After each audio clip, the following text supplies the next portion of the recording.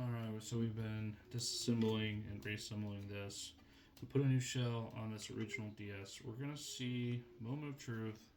I didn't put it together all the way. I didn't put the buttons back in, but we're gonna still be able to see, chuck a battery in here, and we're gonna see if this works. I don't know if this battery's even charged, but we're gonna test it out as best we can. Oops.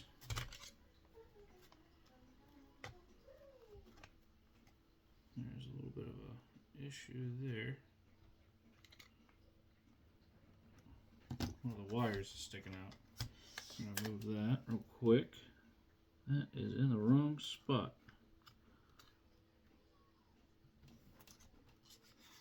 I'll have to address that in a minute, but anyway, we're gonna chuck a battery in here. Call that good. Chuck the battery in.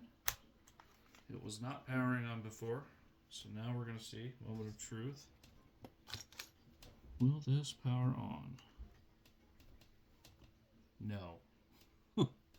So it's clearly got some deeper issue. It's just doing the pop.